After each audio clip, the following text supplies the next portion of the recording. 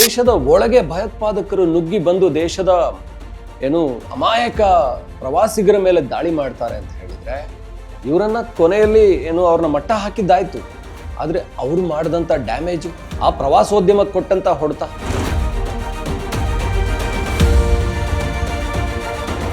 ಎರಡ್ 2025ರಲ್ಲಿ ಬಿಜೆಪಿ ಸರ್ಕಾರ ಹಲವು ವೈಫಲ್ಯಗಳನ್ನು ಕಂಡಿದೆ. ಅಂದ್ರೆ ಬಿಜೆಪಿ ಅಂದ್ರೆ ಕೇಂದ್ರದಲ್ಲಿರುವಂತಹ ಮೋದಿ ಸರ್ಕಾರ ಹಲವು ವೈಫಲ್ಯಗಳನ್ನು ಕಂಡಿದೆ. ಅಂದ್ರೆ ಕೇಂದ್ರದಲ್ಲಿ 3ನೇ ಬಾರಿ ಅಧಿಕಾರ ಹಿಡಿದಿರುವಂತ ಮೋದಿ ಏನ್ ಎಡವಟ್ಟನ್ನ ಮಾಡಿದ್ರು. 2025 ಭಾರತಕ್ಕೆ ಒಂದಷ್ಟು ಸಮಸ್ಯೆಗಳನ್ನ ತಂದೊಡ್ಡಿದಂತ ವರ್ಷ, ಒಂದಷ್ಟು ಸಂಕಟಗಳಿಗೆ ದೇಶ ಈಡಾದಂತ ವರ್ಷ. ಇದನ್ನ ನಿಭಾಯಿಸುವಲ್ಲಿ ನರೇಂದ್ರ ಮೋದಿ ಸರ್ಕಾರ ಇದನ್ನ ಹ್ಯಾಂಡಲ್ ಮಾಡುವಲ್ಲಿ ಎಡವುತ್ತಾ, ಎಲ್ಲಿ ಎಡವಟ್ಟಾಗಿದೆ, ಬಹಳ ಪ್ರಮುಖ ವಿಚಾರಗಳನ್ನು ಇವತ್ತು ನಿಮ್ಮ ಮುಂದೆ ಇಡುವಂತ ಪ್ರಯತ್ನ ಮಾಡ್ತೀನಿ. ಅಂದ್ರೆ ಮೋದಿ 3ನೇ ಬಾರಿ ಪ್ರಧಾನಿಯಾಗಿದ್ದಾರೆ ಅಂದ್ರೆ ಅವ್ರಿಗೆ ಇರುವಂತ ಸಾಮರ್ಥ್ಯ ನೋಡಿನೇ ಜನ ಅವರಿಗೆ ಮತ ಹಾಕಿದ್ದಾರೆ. ಅದಾದ ನಂತರ 240 ಕ್ಷೇತ್ರಗಳನ್ನ ಗೆದ್ದು ಸಂಪೂರ್ಣ ಬಹುಮತ ಪಡೆದುಕೊಳ್ಳದೆ ಮೊದಲ ಬಾರಿಗೆ ಬಿಜೆಪಿ ಮಿತ್ರ ಪಕ್ಷಗಳ ಅವಲಂಬನೆ ಆಗ್ಬೇಕಾದಂತ ಪರಿಸ್ಥಿತಿಯಲ್ಲಿ ಕೂಡ ಮಹಾರಾಷ್ಟ್ರ, ಬಿಹಾರ, ದೆಹಲಿ ಅಂತ ದೊಡ್ಡ ದೊಡ್ಡ ರಾಜ್ಯಗಳನ್ನ ಗೆದ್ಕೊಂಡು ಬಂತು. ಆದ್ರೆ ಚುನಾವಣೆ ರಾಜ್ಯಗಳ ಗೆಲುವೇ ಸರ್ಕಾರ ಚೆನ್ನಾಗಿ ನಡೀತಾ ಇದೆ ಅನ್ನೋದರ ಮಾನದಂಡ ಅಲ್ಲ.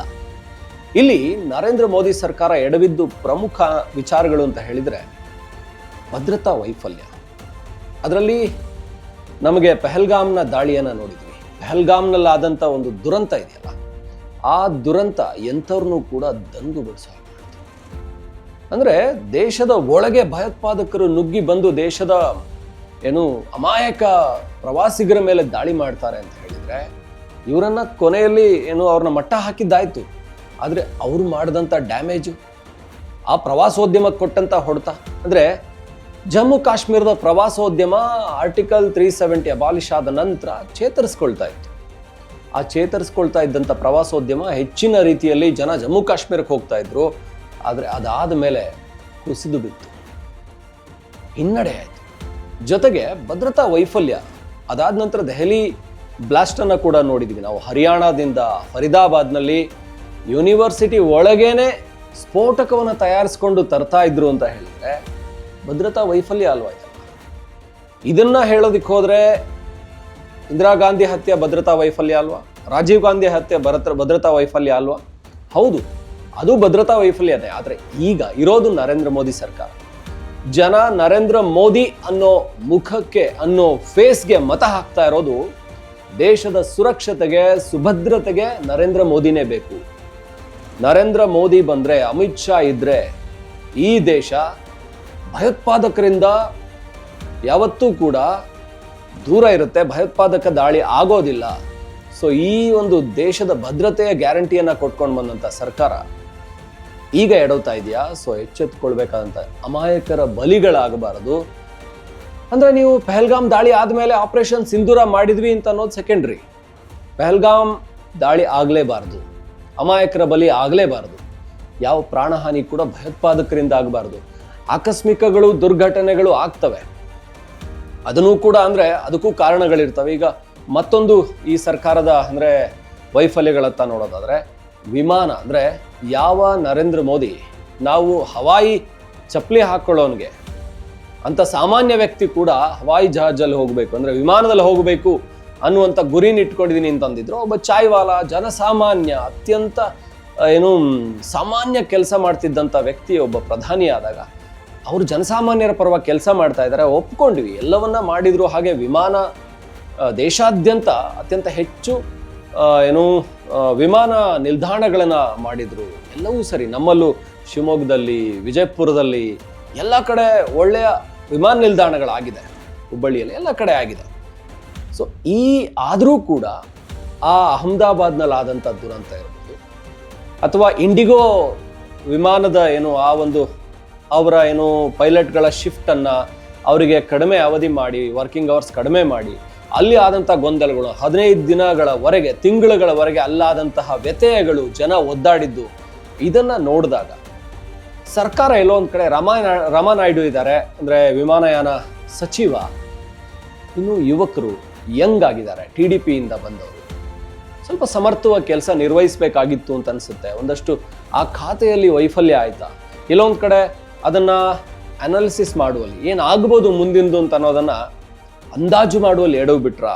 ಸೊ ಇದು ಮತ್ತೊಂದು ವೈಫಲ್ಯ ಅಂತ ಹೇಳ್ಬೋದು. ಇನ್ನೊಂದು, ಈ ರಾಜತಾಂತ್ರಿಕ ನಡೆ ವಿಚಾರದಲ್ಲಿ ನರೇಂದ್ರ ಮೋದಿ ಬಗ್ಗೆ ಎಲ್ಲರೂ ಮೆಚ್ಚುಗೆ ಸೂಚಿಸ್ತಾರೆ. ಇವತ್ತು ಗ್ಲೋಬಲ್ ಲೀಡರ್ ಅಂದಾಗ ನರೇಂದ್ರ ಮೋದಿ ನಂಬರ್ 1 ನಾಯಕ ಅಂತ ಬರ್ತಾರೆ.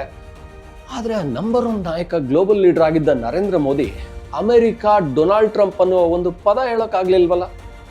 ಪಹಲ್ಗಾಮ್ ದಾಳಿ ಆದ ನಂತರ ಆಪರೇಷನ್ ಸಿಂಧೂರ್, ಭಾರತ ಯಾವ ರೀತಿ ದಾಳಿ ಮಾಡ್ತು ಪಾಕಿಸ್ತಾನದ ಮೇಲೆ ಅಂದರೆ, ಪಾಕಿಸ್ತಾನ 2 ದಿನದಲ್ಲಿ ಮಕಾಡೆ ಮಾಡ್ಕೊಂಡ್ಬಿಟ್ಟು, ಪಾಕಿಸ್ತಾನಕ್ಕೆ ನಾನು ಸೋತು ನನ್ನ ಸೇನಾ ನೆಲೆಗಳೆಲ್ಲ ಹೋಗ್ತಾ ಇದ್ದಾವೆ, ಸೇನಾ ನೆಲೆಗಳ ಮೇಲೆ ದಾಳಿ ಆಗ್ತಾ ಇದೆ, ಇನ್ನು ನಾನೇನು ಮಾಡೋಕ್ಕಾಗಲ್ಲ ಅನ್ನೋ ಸ್ಥಿತಿಗೆ ಬಂದಾಗ DGMO ಕಡೆಯಿಂದ ಕರೆ ಬಂತು.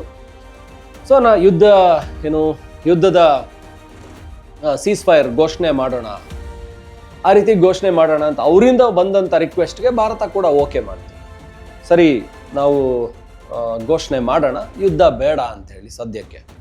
ಆದರೆ ಇದನ್ನ ನರೇಂದ್ರ ಮೋದಿ ಎಲ್ಲೂ ಕೂಡ, ಡೊನಾಲ್ಡ್ ಟ್ರಂಪ್ 50ಕ್ಕಿಂತ ಹೆಚ್ಚು ಬಾರಿ ಭಾರತ ಪಾಕಿಸ್ತಾನ ಯುದ್ಧ ನಿಲ್ಲಿಸಿದ್ ನಾನೇ, ಪಾಕಿಸ್ತಾನ 5 ಜೆಟ್ ಉರುಳಿಸಿದ್ರಂತೆ, 7 ಜೆಟ್ ಉರುಳಿಸಿದ್ರಂತೆ ಭಾರತದ್ದು ಅಂತ ಹೇಳ್ಕೊಂಡು ವಿಶ್ವಸಂಸ್ಥೆಯಲ್ಲಿ ಮಾತಾಡ್ತಾ ಇದ್ರು ಕೂಡ, ಭಾರತದ ಪ್ರಧಾನಿ ಎಲ್ಲೂ ಕೂಡ ಭಾರತ ಪಾಕಿಸ್ತಾನ ನಡುವೆ ಅಮೆರಿಕಾದ ಇನ್ವಾಲ್ವ್ಮೆಂಟ್ ಇರಲಿಲ್ಲ, ಅಮೆರಿಕಾದ ಅಧ್ಯಕ್ಷ ಎಲ್ಲೂ ಕೂಡ ನಮ್ಮ ಮಧ್ಯಸ್ಥಿಕೆಯನ್ನು ವಹಿಸಿಲ್ಲ ಅನ್ನೋ ಮಾತನ್ನು ಹೇಳಲೇ ಇಲ್ಲ.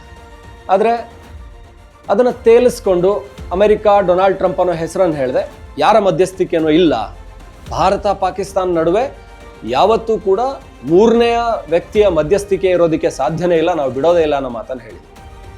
ಆದರೆ ರಾಜತಾಂತ್ರಿಕವಾಗಿ ಡಿಪ್ಲೊಮೆಸಿಲಿ ಮೋದಿ ಈಸ್ ಮಾಸ್ಟರ್ ಅಂತ ಹೇಳೋದಾದ್ರೆ, ಆ ಲೆಕ್ಕಾಚಾರದಲ್ಲೇ ಟ್ರಂಪ್ ಅಥವಾ ಅಮೆರಿಕಾನ ಹೆಸರನ್ನು ಹೇಳಿಲ್ಲ, ಅದೇ ಡಿಪ್ಲೊಮೆಸಿ ಅಂತ ಅಂದ್ಕೊಂಡ್ರೆ ಭಾರತದ ಜನ ನಿರೀಕ್ಷೆ ಮಾಡೋದು, ನೀವು ಖಡಾಖಂಡಿತವಾಗಿ ಹೇಳಬೇಕು, ಡೊನಾಲ್ಡ್ ಟ್ರಂಪ್ ಇಲ್ಲ, ಅಮೆರಿಕದ ಪಾತ್ರ ಇಲ್ಲ ಅನ್ನೋ ಮಾತನ್ನು ನಿಮ್ಮ ಬಾಯಿಂದ ಬರಬೇಕಾಗಿತ್ತು ಅಂತ.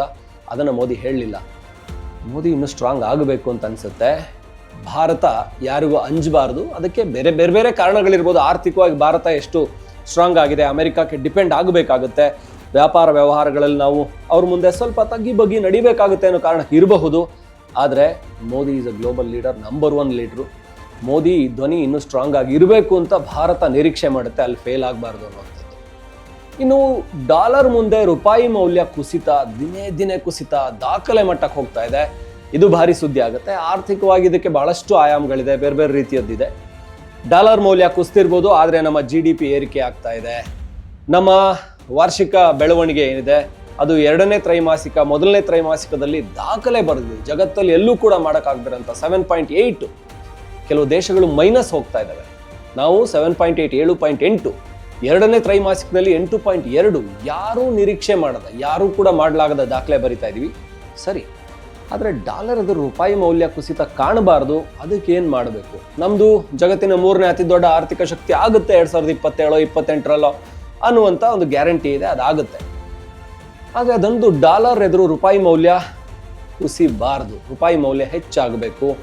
ಅದನ್ನು ಜನ ನಿರೀಕ್ಷೆ ಮಾಡ್ತಾ ಇದ್ದಾರೆ. ಮೋದಿ ಇದನ್ನು ಮಾಡೋಕ್ಕಾಗ್ತಾ ಇಲ್ವಲ್ಲ. ಇನ್ನು ಕಪ್ಪು ಹಣ ತರೋ ವಿಚಾರದಲ್ಲಂತೂ ಅದನ್ನು ಜನ ಮರ್ತೇ ಬಿಟ್ಟಿದ್ದಾರೆ. ಬಹುಶಃ 3ನೇ ಬಾರಿ ಪ್ರಧಾನಿ ಆದಮೇಲೆ ಅದು ಬಿಡಿ, ಅದನ್ನೆಲ್ಲ ಮರೆತು ಈಗ 1ನೇ ಬಾರಿ ಅದು ಅಚ್ಚೇ ದಿನ ಆನೆವಾಲೆ ಕಪ್ಪು ಹಣ ತರ್ತೀವಿ ಇದೆಲ್ಲ ಹೇಳಿದ್ದಾಯ್ತು. ಇದರ ಜೊತೆಗೆ ನರೇಂದ್ರ ಮೋದಿ ಸರ್ಕಾರ ಪ್ರವಾಸೋದ್ಯಮದ ವಿಚಾರದಲ್ಲಿ ಮತ್ತಷ್ಟು ಹೆಚ್ಚಿನ ಒತ್ತು ಕೊಡಬೇಕು ಅನ್ನುವಂಥದ್ದು. ಪ್ರವಾಸೋದ್ಯಮಕ್ಕೆ ಹೆಚ್ಚಿನ ಒತ್ತು ಕೊಟ್ಟು ದೇಶಾದ್ಯಂತ ಅಯೋಧ್ಯೆಯನ್ನು ಜನರ ಹಣದಲ್ಲಿ ಡೆವಲಪ್ ಮಾಡಿದರು. ಅದೇ ರೀತಿ ಬೇರೆ ಕ್ಷೇತ್ರಗಳು ಡೆವಲಪ್ ಮಾಡೋದಕ್ಕೆ ಸಾಧ್ಯ ಇದೆ, ಅದರ ಕಡೆಗೆ ಹೆಚ್ಚಿನ ಒತ್ತು ಕೊಡಬೇಕು. ಯಾಕೆಂದರೆ ಮೋದಿ ಸರ್ಕಾರ ಏನು ಕರ್ನಾಟಕದಲ್ಲಿರುವಂಥ ಗ್ಯಾರಂಟಿ ಸರ್ಕಾರದ ಥರ ಮಹಿಳೆಯರಿಗೆ 2,000 ಅವರಿಗಿಷ್ಟು ಇವರಿಗಿಷ್ಟನ್ನು ಹೆಚ್ಚು ಕೊಡ್ತಾ ಇಲ್ಲ. ಏನು ಅಂದರೆ ರೈತ ಸಮ್ಮಾನ್ ರೀತಿ ಕೆಲವೊಂದು ರೈತರ ಖಾತೆಗೆ 9,000 ಇದನ್ನು ಮಾಡ್ತಾ ಇದೆ. ಆದರೆ ಈಗ 80 ಕೋಟಿ ಜನರಿಗೆ ಉಚಿತ ರೇಷನ್ ಕೊಡೋದು ಇದೆಲ್ಲ ಮಾಡ್ತಾ ಇದೆ. ಆದರೆ ಒಂದಷ್ಟು ಹಣವನ್ನು ಪ್ರವಾಸೋದ್ಯಮದ ಕಡೆ ತೊಡಗಿಸೋದಕ್ಕೆ ಸಾಧ್ಯ ಆದರೆ ಅದು ಜಗತ್ತಿನಲ್ಲಿ ಭಾರತದ ಹೆಸರನ್ನು ಮತ್ತಷ್ಟು ಬೆಳಗೋ ಹಾಗೆ ಮಾಡುತ್ತೆ. ಭಾರತಕ್ಕೆ ಹೆಚ್ಚಿನ ಪ್ರವಾಸಿಗರು ಬರೋಕ್ಕೆ ಸಾಧ್ಯ ಆಗುತ್ತೆ. ಈಗ ಈ ಸೋಷಿಯಲ್ ಮೀಡಿಯಾ ದುನಿಯಾದಲ್ಲಿ, ಡಿಜಿಟಲ್ ಯುಗದಲ್ಲಿ ಹೆಚ್ಚು ಪ್ರವಾಸಿಗರು ಭಾರತಕ್ಕೆ ಬರ್ತಾ ಇದ್ದಾರೆ. ಹಾಗಾಗಿ ಪ್ರವಾಸೋದ್ಯಮ ಕ್ಷೇತ್ರವನ್ನು ಅಭಿವೃದ್ಧಿ ಮಾಡುವಲ್ಲಿ ಒಂದಷ್ಟು ಪ್ರಸಾದ್ ಅನ್ನುವಂಥ ಯೋಜನೆ, ಕ್ಷೇತ್ರ ದರ್ಶನ್ ಏನೇನೋ ಒಂದಷ್ಟು ಮಾಡ್ತಾ ಇದ್ದಾರೆ. ಒಂದು 50 ಕ್ಷೇತ್ರಗಳನ್ನ 50 ಪ್ರವಾಸಿ ಕ್ಷೇತ್ರಗಳನ್ನು ಜಾಗತಿಕ ಮಟ್ಟದಲ್ಲಿ ಅಭಿವೃದ್ಧಿ ಮಾಡಬೇಕು ಅನ್ನೋಂಥದ್ದಿದೆ. ಆದರೆ ಎಲ್ಲೋ ಹಿಂದೆ ಬಿದ್ದಾಗ ಕಾಣಿಸ್ತಾ ಇದೆ. ಅದು ಈ ಕ್ಷೇತ್ರದಲ್ಲಿ ಸ್ವಲ್ಪ ಅಭಿವೃದ್ಧಿಯನ್ನು ಕಾಣಬೇಕು. ಈ ರೀತಿ ಇನ್ನೂ ಒಂದಷ್ಟಿದೆ. ಆದರೆ ಇದು ನಮಗನ್ಸಿದ್ದು ಮುಖ್ಯವಾಗಿ ನರೇಂದ್ರ ಮೋದಿ ಸರ್ಕಾರ ಕೂಡ ತಲೆ ಕೆಡಿಸ್ಕೊಳ್ಬೇಕಾಗಿರುವಂಥ ಒಂದಷ್ಟು ಕ್ಷೇತ್ರಗಳು ಇದೆ. ಆ ಕ್ಷೇತ್ರಗಳಲ್ಲಿ ಮೋದಿ ಸರ್ಕಾರ ಅಭಿವೃದ್ಧಿಯನ್ನು ಮಾಡೋಕ್ಕೆ ಸಾಧ್ಯ ಆಗಬಹುದಾ? 2025ರಲ್ಲಿ ಒಂದಷ್ಟು ಫೇಲ್ಯೂರ್ ಆಗಿದೆ. ಈ ತರಹದ್ದು ಹಿನ್ನಡೆ ಇದೆ. ಮುಂದೇನು ಮಾಡುತ್ತೆ ಆ ಕುತೂಹಲ ಅಂತೂ ಎಲ್ರಿಗಿದೆ. ಇದು ನಮಗನ್ನಿಸ್ತಾ ಇರೋದು. ನಮಗನ್ಸಿದ್ದೆ ನಿಮಗನ್ನಿಸ್ಬೇಕು ಅಂತಿಲ್ಲ. ಬೇರೆ ಕೂಡ ಇರಬಹುದು ಒಂದಷ್ಟು ನಿಮ್ಮ ಯೋಚನೆಯಲ್ಲಿ. ಮತ್ತಷ್ಟು ವಿಚಾರಗಳನ್ನು ವಿಷಯಗಳನ್ನು ನೀವು ಕೂಡ ಹಂಚ್ಕೊಳ್ಳಿ. ನಿಮ್ಮ ಮುಂದೆ ಬರ್ತಾ ಇರ್ತೀವಿ. ನೋಡ್ತಾ ಇರಿ ಒನ್ ಇಂಡಿಯಾ ಕನ್ನಡ.